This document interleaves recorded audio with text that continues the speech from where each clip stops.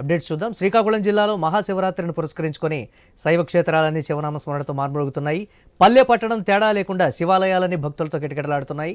ప్రత్యేక పూజలు, అభిషేకాలతో, పార్వతీ పరమేశ్వరుల కళ్యాణ మహోత్సవాలతో జాతరను తలపిస్తున్నాయి.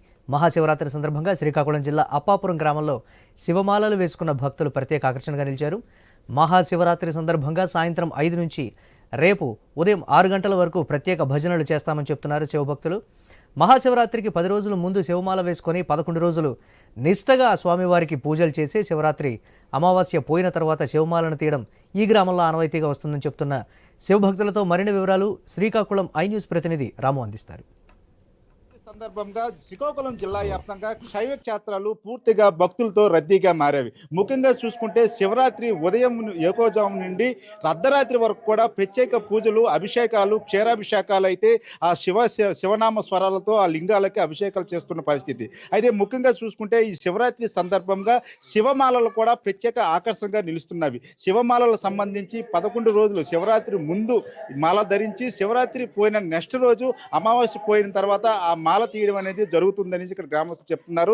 శ్రీకాకుళం జిల్లాకు సంబంధించి లావేరి మండలం అప్పాపురం గ్రామంలో 100 ఏళ్ల చరిత్ర కలిగిన కాశీ విశ్వేశ్వర స్వామి ఆలయంలో శివమాలలతో ప్రత్యేక పూజలు అయితే గ్రామస్తులు చేస్తున్న పరిస్థితి ఉంది. అయితే మనతో పాటు శివమాలలు వేసిన గ్రామస్తులు, అదేవిధంగా గ్రామ పెద్దలు కూడా ఉన్నారు.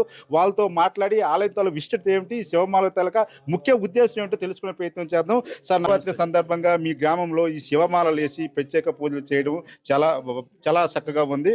అయితే అసలు ఈ దేవాలయ తాలూకా చరిత్ర ఏమిటి?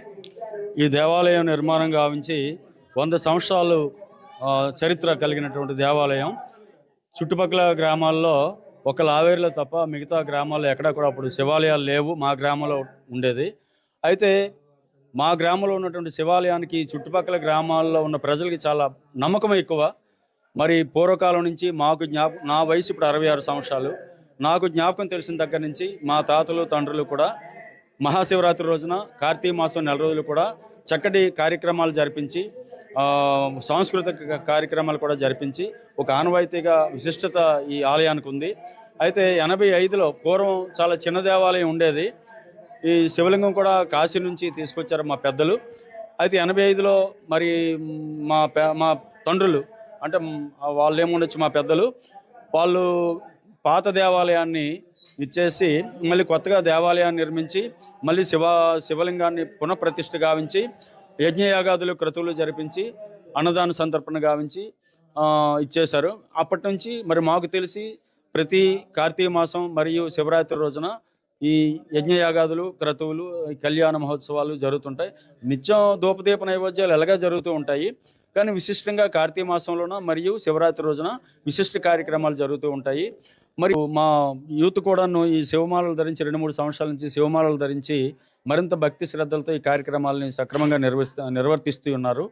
మరి ఆలయం విశిష్టత అంటే చుట్టుపక్కల ఇప్పుడు కొత్తగా శివాలయాలు వెలిసినప్పటికీ కూడా పూర్వం వాళ్ళు మా శివాలయం మీద ఉన్నటువంటి, మా దైవం మీద ఉన్నటువంటి నమ్మకంతో చుట్టుపక్కల గ్రామాల వాళ్ళ ఊర్లో శివాలయం ఉన్నప్పటికీ కూడా మా ఆలయానికి ఇప్పటికే వస్తుంటారు.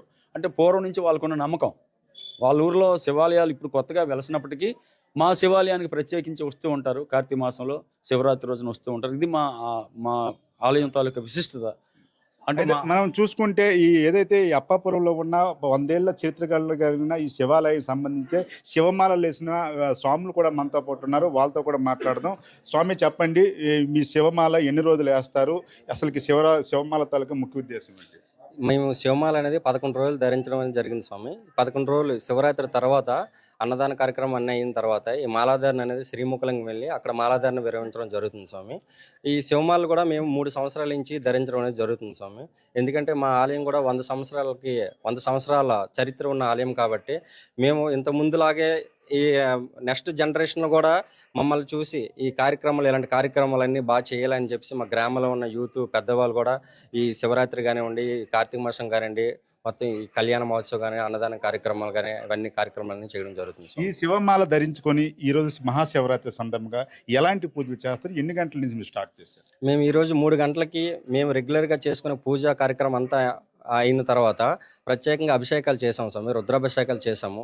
రుద్రాభిషేకాలు చేసిన తర్వాత ఇప్పుడు సాయంత్రం మధ్యాహ్నం 3 గంటల నుంచి ఇప్పుడు వరకు కూడా కళ్యాణ మహోత్సవ కార్యక్రమం కూడా జరుగుతుంది స్వామి. అలాగే రేపు అన్నదాన కార్యక్రమం జరుగుతుంది.